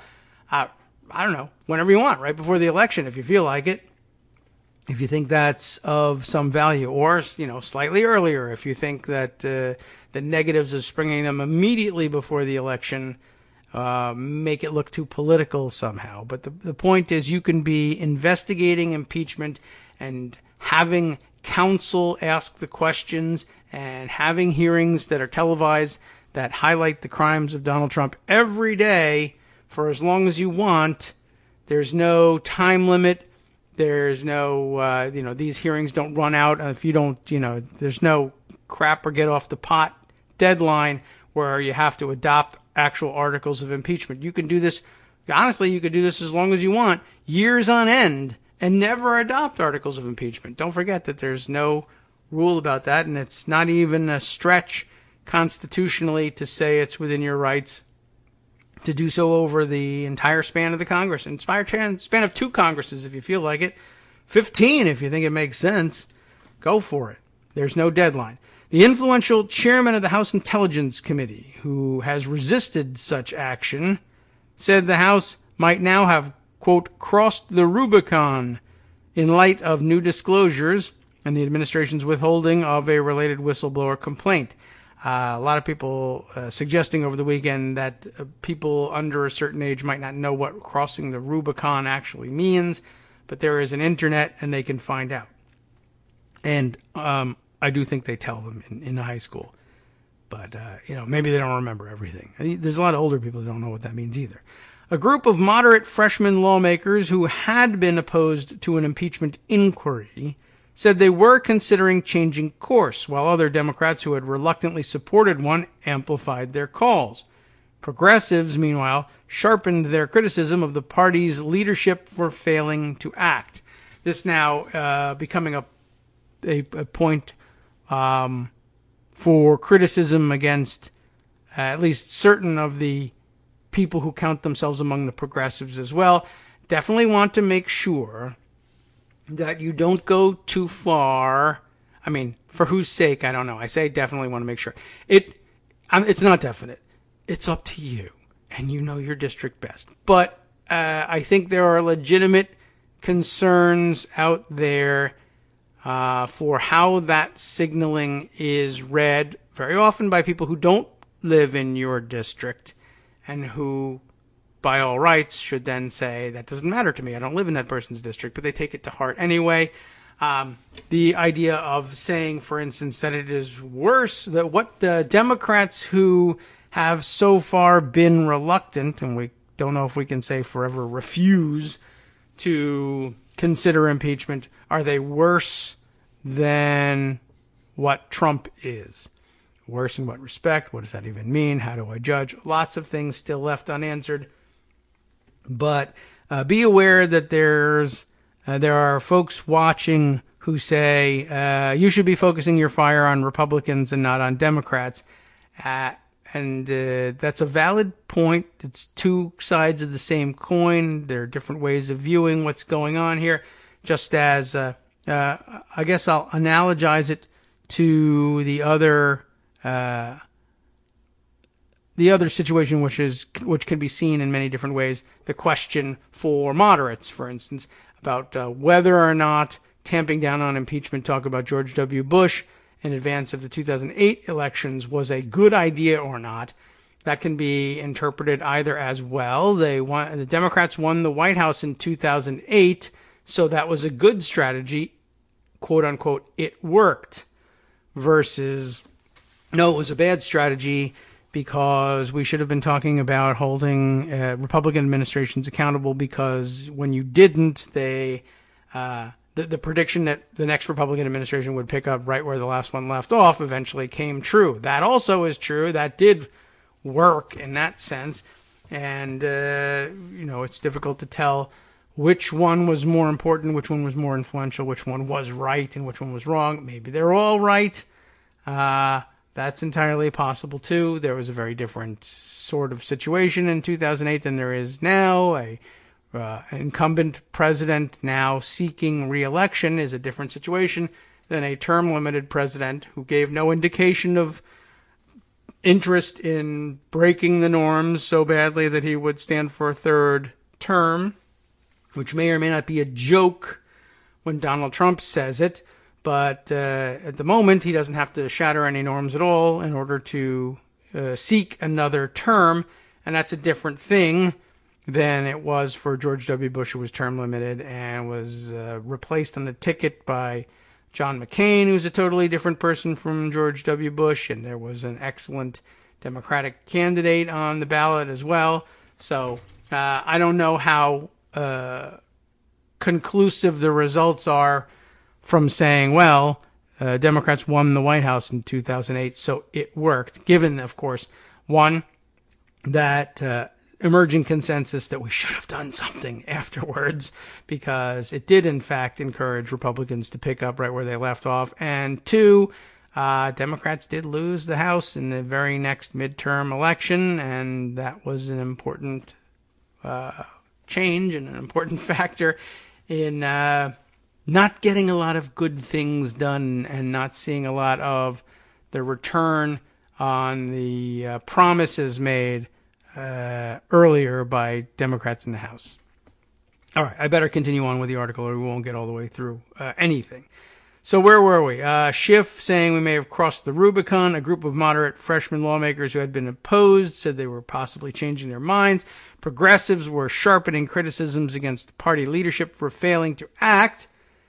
And then the fast-moving developments prompted Speaker Nancy Pelosi to level a warning of her own to the White House, turn over the secret whistleblower complaint by Thursday, or face a serious escalation from Congress. Thursday, of course, I guess the time when our Director of National Intelligence is set to show up for another round of hearings.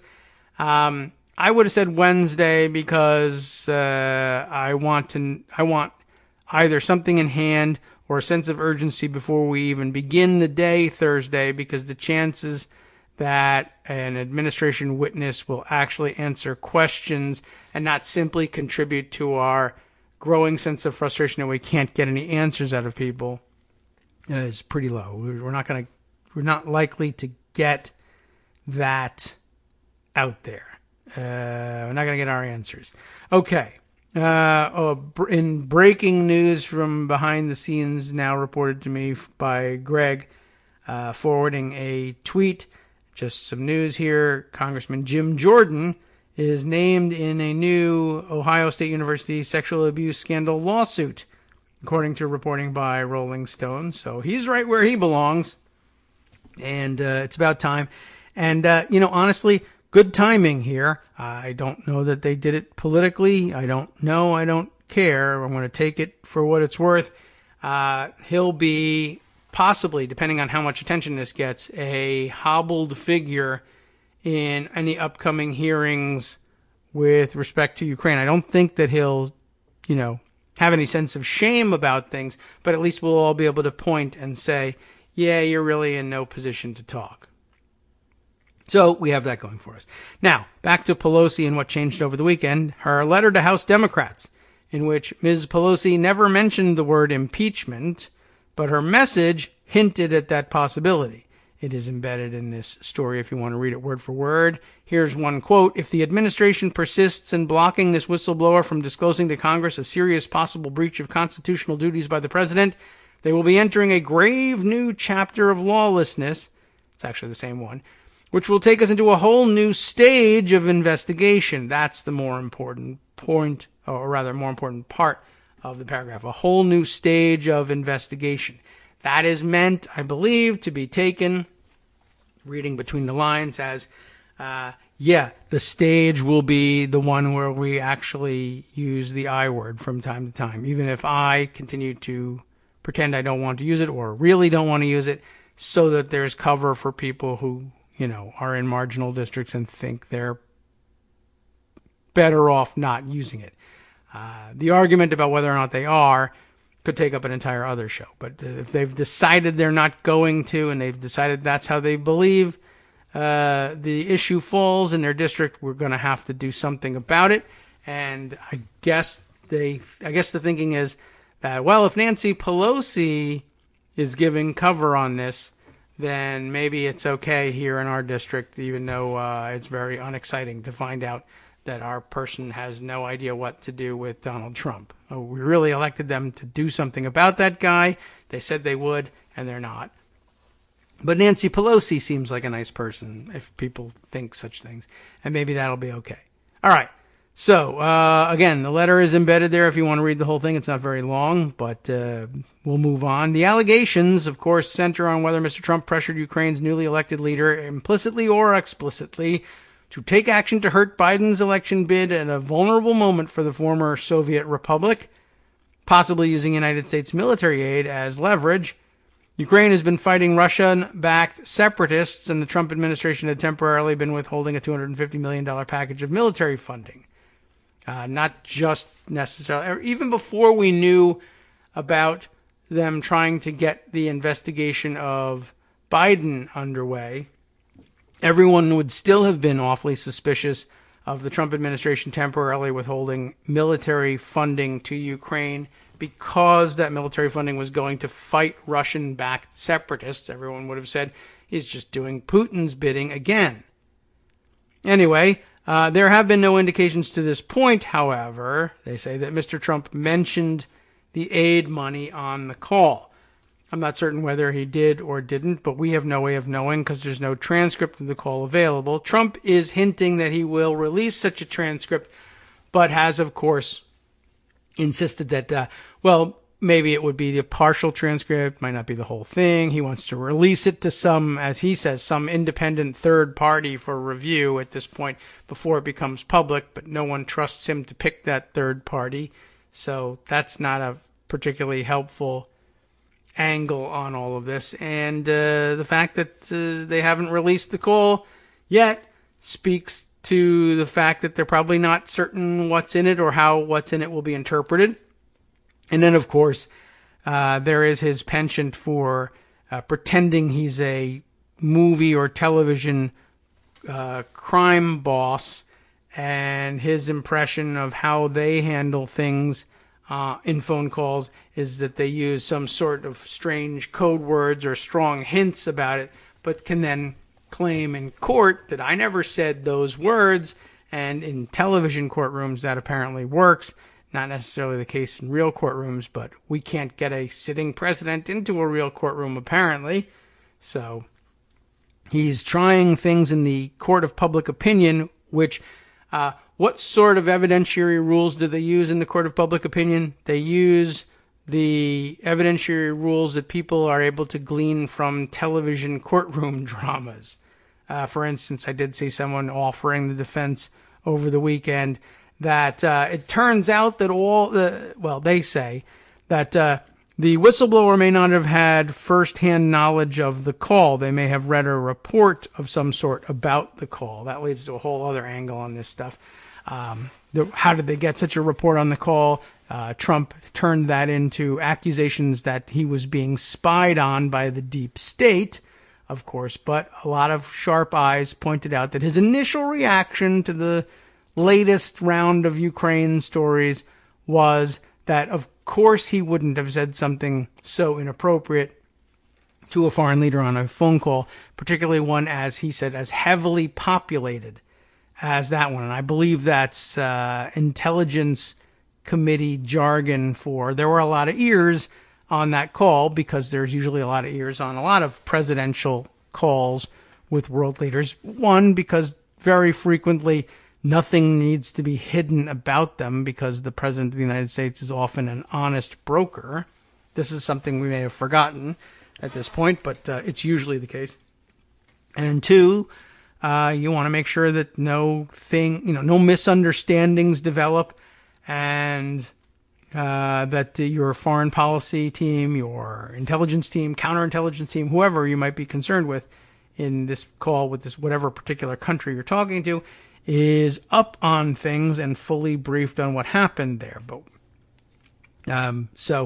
it's a frequent thing that there are people listening to the call all the time. It's not deep state, it's not spying, but I don't know. I guess Trump supporters are under the impression that he gets to speak privately with world leaders and work things out and make great deals, and that's not really the way it works. So he had said originally it was heavily populated, and I knew it. Now people say it was heavily populated. Here's what happened, and he says, "Aha, spies." Anyway, so we'll see about whether or not we get any kind of transcript, and whether or not whatever transcript or readout or interpretation of the call is eventually disseminated, whether we think he hinted between the lines strongly enough about the funding, or is simply going to get away with, well, I never said the $250 million appropriation for military aid, and so therefore not guilty. Mr. Trump showed no sign of contrition on Sunday. He never does that, telling aides that Democrats were overplaying their hand on a matter voters would dismiss. Publicly, he worked to focus attention not on his own accusations, but on Mr. Biden's. His own, or not accusations, but actions. His line on it is, "This isn't about me, it's about Biden. He's the one who was being investigated and ought to be investigated." Speaking to reporters, the president defended his July phone call with President Vladimir Zelensky of Ukraine as entirely appropriate. More than that, he said pitch perfect, I think. Stopped short of directly confirming news reports about what was discussed, because he probably doesn't remember. But he acknowledged that he had discussed Mr. Biden during the call and accused the former vice president of corruption tied to his son Hunter's business activities in the former Soviet Republic. The conversation I had was largely congratulatory, even though it probably said do not congratulate. It really probably didn't say that, but he thinks all of his calls are supposed to be congratulatory. That's why they have notes like do not congratulate when he's talking to Putin.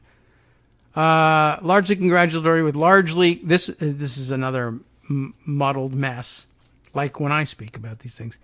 Largely congratulatory with largely corruption, all of the corruption taking place, and largely the fact, he loves largely the fact that we don't want our people like Vice President Biden and his son creating to the corruption already in the Ukraine.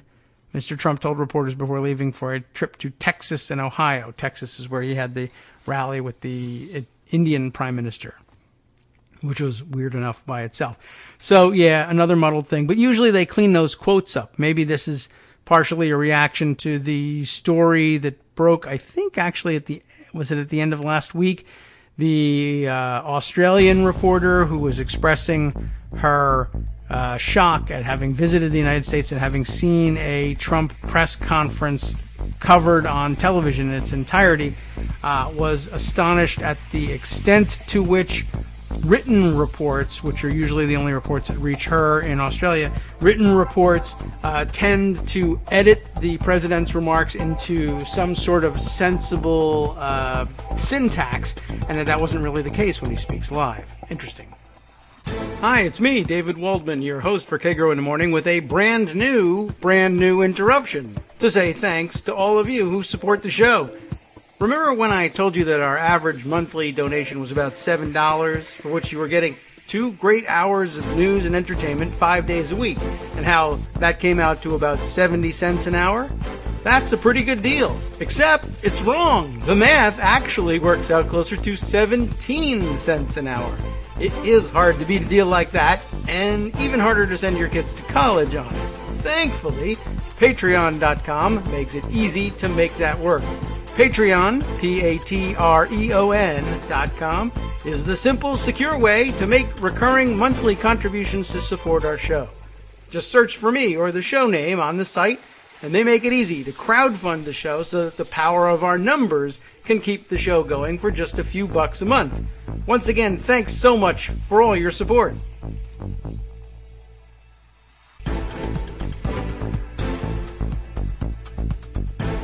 Welcome back now to the Kagro in the Morning Show here on Netroots Radio.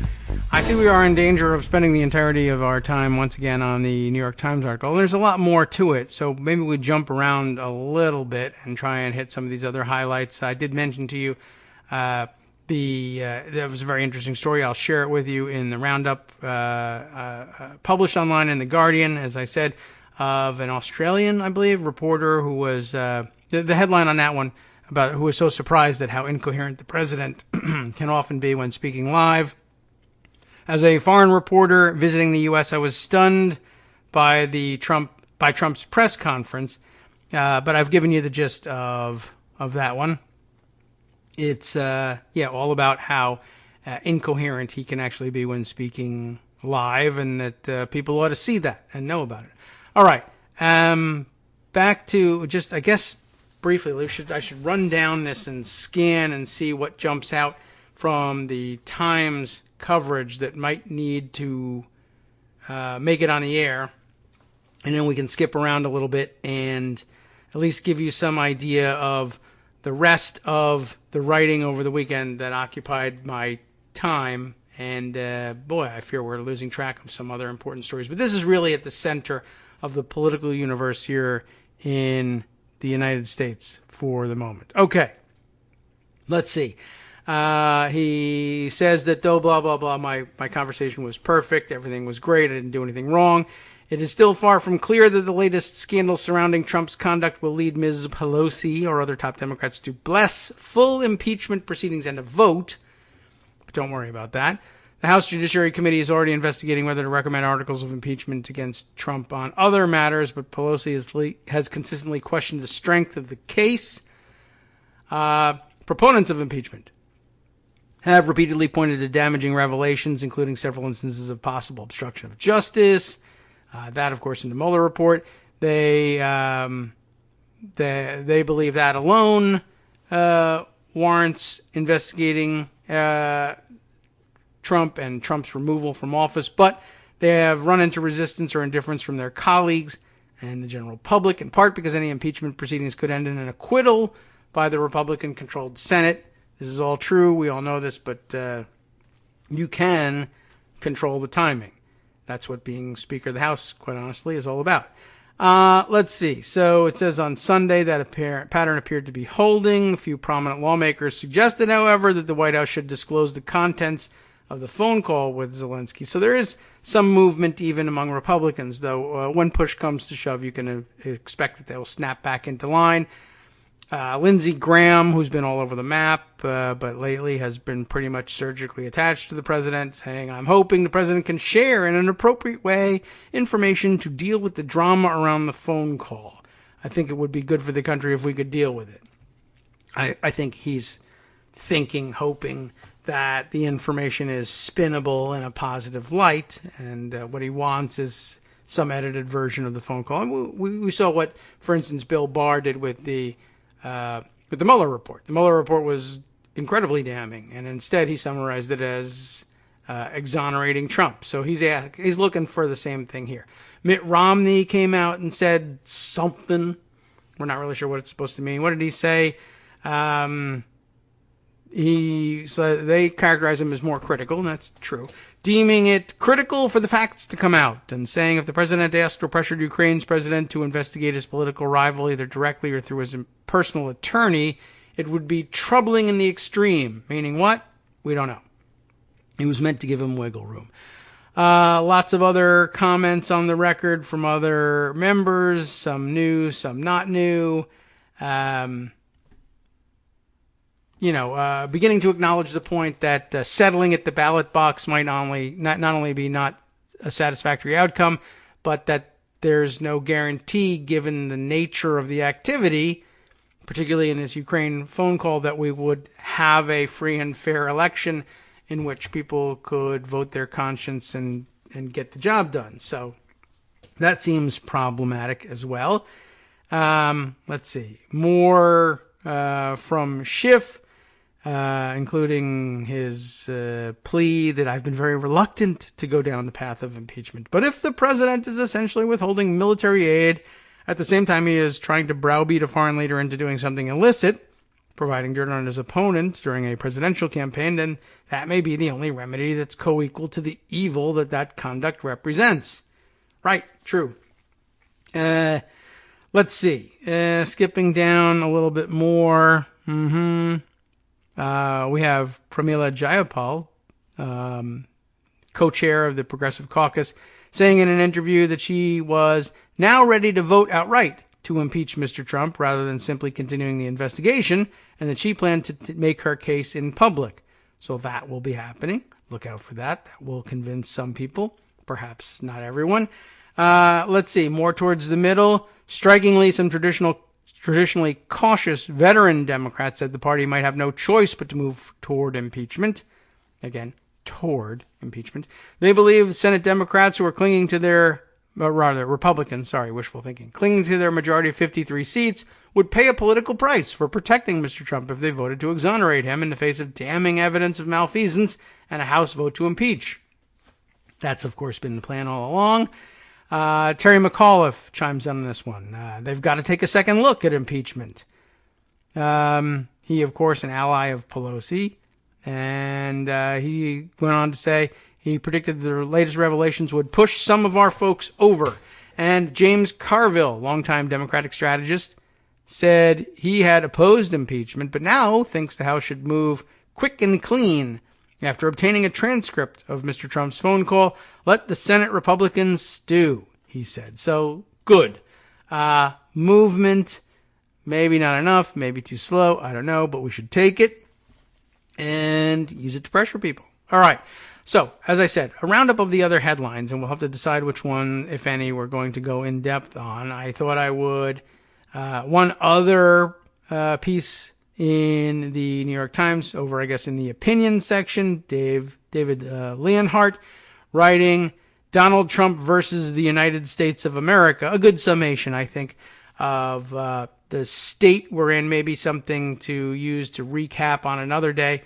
What he does here, just the facts in 40 sentences, and gives you 40 sentences of all the things outstanding besides the Mueller report, besides the Ukraine call, for which the president ought to be rightly on the impeachment bubble. But we can share that with you in case we never get around to it, but might not be necessarily the best use of limited time here. Washington Post story here from, and this is an interesting and possibly very valuable contribution here. This from Sergei Lyshenko, a Ukrainian journalist and former member of parliament, or I'm not Sergei, but Sergei, I guess is the transliteration of, I imagine, the Ukrainian version of the name, Sergei. Rudy Giuliani accused me of exposing Paul Manafort's Ukraine deals to help U.S. Democrats. That's a lie. I imagine that a Ukrainian member of parliament would have plenty of reasons to expose Paul Manafort's Ukraine deals without regard for U.S. Democrats at all, and I believe he makes that case in this piece. And it's not all that lengthy, and maybe we ought to put this one on the record before moving on to rounding up other headlines. On August 19th, 2016, I convened a news conference in Kiev at which I revealed previously secret records of payments made by the former pro-Russian president, Viktor Yanukovych, to Trump campaign chairman Paul Manafort. Yanukovych fled the country in February of 2014 after he was toppled by our Revolution of Dignity, a popular uprising in the streets of Kiev. The information came from the Black Ledger of the Party of Regions, which was obtained by an anonymous source in the burned-out ruins of the headquarters of Yanukovych's party. That's what kind of an uprising it was. They burned down the party headquarters. Yanukovych had used the ledger to keep records of his illegal transactions. Usually a bad idea. At that time, although I was a member of parliament, I continued to combine that position with my journalistic work, which is allowed by the laws of Ukraine. I will always be angry at Manafort. His work contributed greatly to Yanukovych's election victory in 2010. Yanukovych then used his position as president to enrich himself and his inner circle. I have no doubt that Yanukovych paid Manafort for his services out of the funds he robbed from Ukrainian taxpayers. I don't doubt it either. Corruption is harmful, whether it takes place in America or Ukraine. My desire to expose Manafort's doings was motivated by the desire for justice. Imagine having that. Even in Ukraine. Neither Hillary Clinton, nor Joe Biden, nor John Podesta, nor George Soros asked me to publish the information from the Black Ledger. I don't think it would take much motivation. If you found the corrupt president's bribe ledger, would I publish it? Yeah. Would I need extra motivation? No. And if George Soros or Hillary Clinton or John Podesta are wise, they would know that, and they wouldn't spend any money trying to get me to do it anyway. I wanted to obtain accountability for the lobbyist whose client immersed Ukraine in a bloodbath during the Revolution of Dignity and the subsequent war in eastern Ukraine when Yanukovych called on Russia to send troops. A federal judge in the United States later sentenced Manafort to 7.5 years in prison for his many crimes. Among his offenses was his non-payment of taxes on undeclared income, whose origins were revealed by Yanukovych's secret accounts. Never in my wildest dreams did I imagine the Manafort revelations would become fodder for the U.S. elections in 2020. Trump's lawyer, Giuliani, the mouthpiece of this campaign, is not only attempting to rehabilitate Manafort, but also working to undermine U.S. relations with Ukraine, which has been confronting Russian aggression on its own for more than 5 years. Right? Maniacal. Even Paul Ryan agreed. Giuliani and his associates are trying to drag our newly elected president, Zelensky, into a conflict between two foreign political parties, drastically limiting Ukraine's room for maneuver in respect to the United States, perhaps its most important international partner. Giuliani attempted to visit Ukraine in May of 2019 with the express purpose of involving Zelensky in this process. His aim was quite clear. He was planning to ask Zelensky to intervene in the American elections on the side of Trump. Zelensky refused, forcing Giuliani to cancel his trip. Shortly after that, Giuliani went on Fox News where he called me an enemy of the president and of the United States. This accusation had a devastating effect on my political career. I had been helping Zelensky's team since January, but now Giuliani's smear cost me a job in the new administration.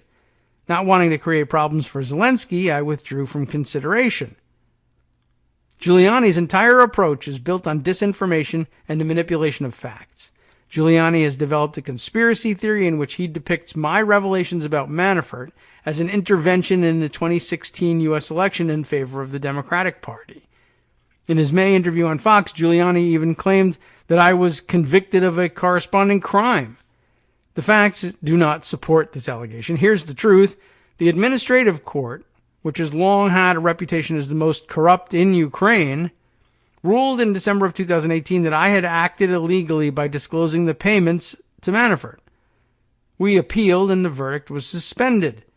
And in the summer of this year, we won the appeal and the court's decision was completely annulled.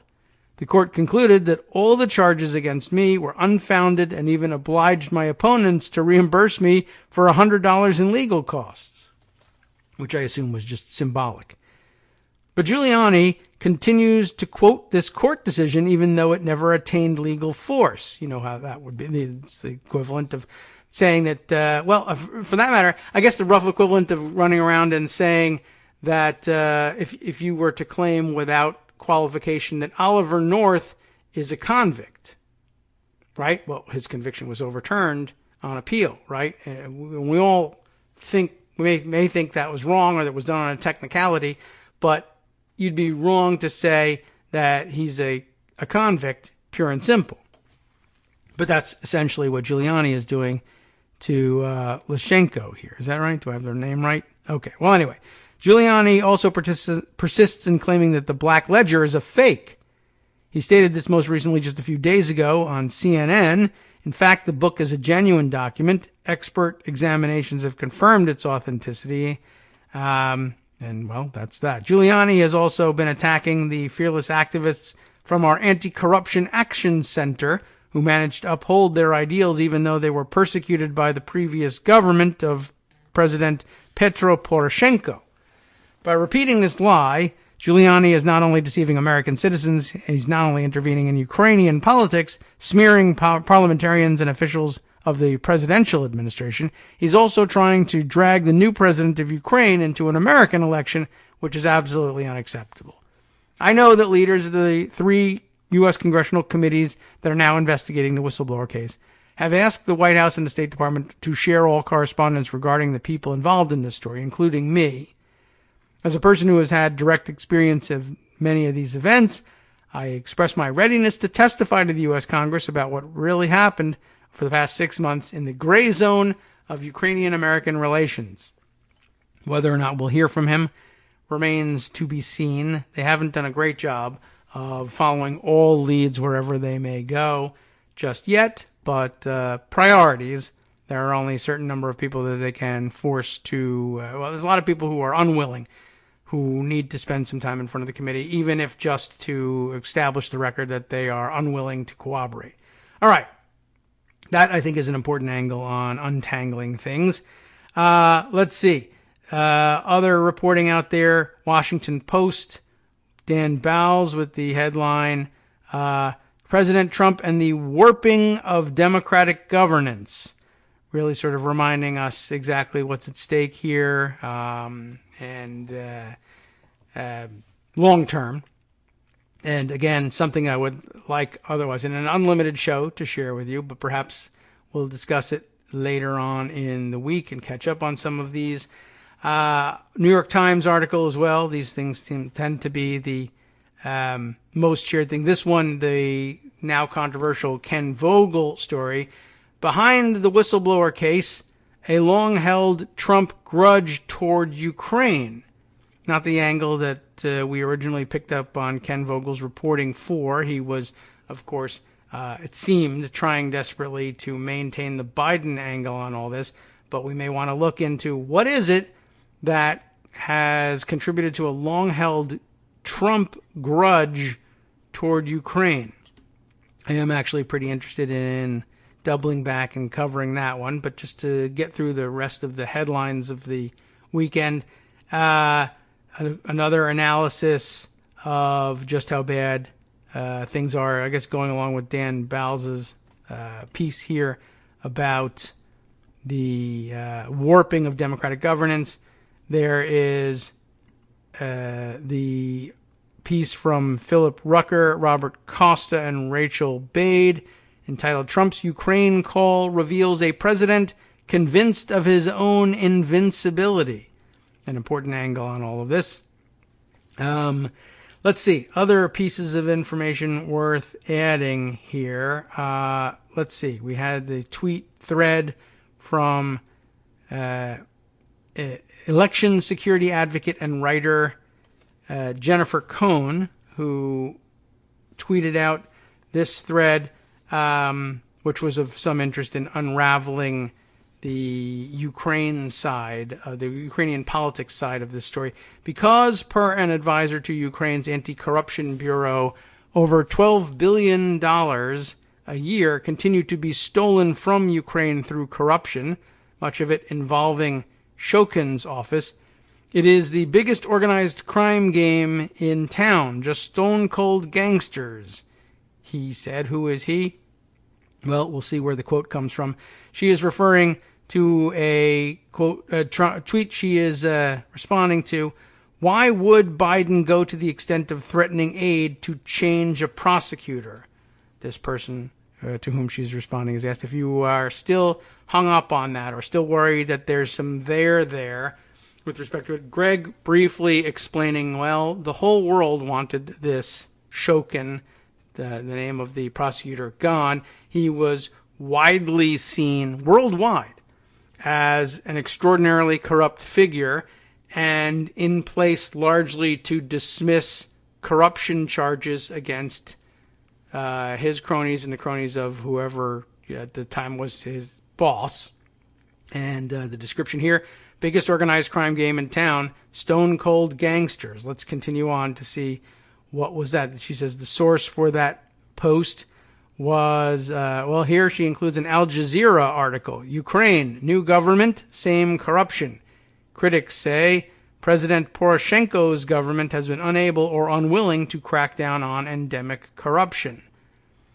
She continues with her train of thought here. Also, why else would Biden join the rest of the world, I think that's important to say, in calling for the ouster of this prosecutor? And she includes another of her own tweets here. Shokin has not brought any cases of corruption to court involving ousted Yanukovych, Yanukovych being Paul Manafort's client and Putin's man in Ukraine. No cases of corruption involving Yanukovych or his partners, nor has he prosecuted the hundreds of high-level corruption cases brought to his office. That all excerpted from the Al Jazeera article to which she refers. Let's see. That leads to a separate thread on the same subject, also from end of last week, referring to, her timeline of events here. Trump froze the money for Ukraine while pressuring it to ascribe a fake nefarious motive behind Biden's support of the ouster of the prosecutor who had failed to prosecute a single prominent member of Yanukovych's regime. Trump's freeze on Ukraine aid draws new scrutiny amid his push for Biden investigation by Ukraine. At a Washington Post piece she's quoting here. Trump and Giuliani's quest for fake dirt on Biden, an explainer from justsecurity.org.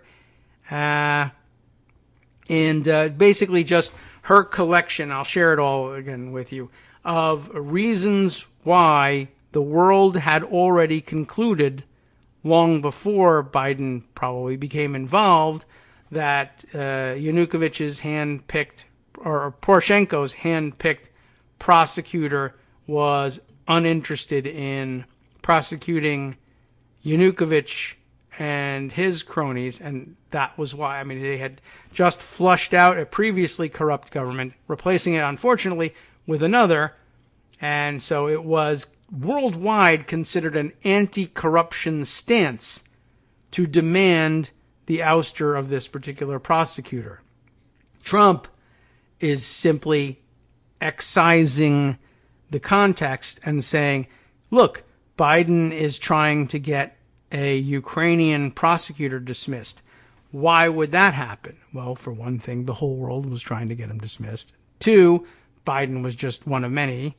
But 3, it wouldn't have been considered particularly egregious interference by a single United States politician to do this because the whole world was doing it. But they did, they instead decided, well, if we discount the fact that the whole world was trying to do this, is there another reason that we can come up with that's nefarious sounding that we can pin to Biden instead? If we can get our audience to ignore the fact that the whole world wanted this guy gone, what would be the motivation? And so they came up with, somebody Google Biden and Ukraine, and that's how they ended up hitting on Hunter Biden's involvement in the oil and gas industry there, and they ran with that. Okay, let's see. What other things? This was, of course, the realization last week that and it's important to keep this in mind. Maybe this is a good way of ending. To keep in mind that this quote that he has here, other former U.S. officials familiar with the substance of the whistleblower complaint said, this is old news, but I remind you of it, said it alleges that Trump at some point came closer to conveying a proposed quid pro quo in the phone call, and that, I guess, is why no reports are being immediately released about it.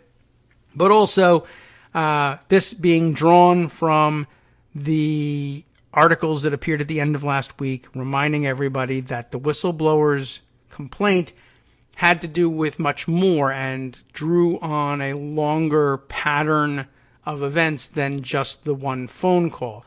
So I want you to keep that in mind just in case they finally do get around to releasing a transcript of the call, or whether edited or otherwise. You should keep in mind that that's not the end-all, be-all of the whistleblower complaint. You won't have gotten to the bottom of the substance of the whistleblower's complaint even if you see an unedited transcript of the phone call. The whole point of the whistleblower's complaint was that the phone call was really just sealing the deal. It was the last nail in a coffin that Trump has been hammering on for quite a long time. So you should keep that in mind in the time between now and when we meet again, and certainly between now and Thursday when we begin to hear testimony regarding this, and when the deadline comes and probably goes without having heard anything from the Trump administration on what the content of the call actually was. Let's see. Any other headlines, shocking headlines worth inserting before we close out the show? I guess not. It's, I guess we haven't mentioned the fact that there was also reporting over the weekend that, once again, focusing probably a little bit too much on the transcript of the call, if we ever get it, and the substance of the call. But it's worth pointing out, the Wall Street Journal finished the week, closed things out with the biggest blockbuster, at least on Friday, before Trump made everything worse over the weekend, giving us the news that Trump repeatedly pressed the Ukrainian president to investigate Biden's son. That it may have happened as many as 8 times on the phone call. A point, I'm almost reluctant to bring up at the end because, as I just told you, the real takeaway here is don't focus necessarily on the phone call. The phone call, again, possibly the last nail in the coffin, but we're talking about a coffin, not nails. So do keep that in mind. All right, let's see. I guess the only other thing that I can fit in here, and I'll see if I can even find the example, but it might have been, let's see if I can find it out here on Twitter. But a few warnings, although I'm starting to think that people are getting too clever by half about these things. But Renato Mariotti, who I still think I take with a grain of salt here and then, out there insisting in Politico that referring to what Trump did with Ukraine as bribery or extortion is inaccurate, and that's not hard to believe, but actually counterproductive and could undermine efforts to hold Trump accountable. I don't know if I see things exactly the same way as Renato in this case, but I wanted to make you aware of it,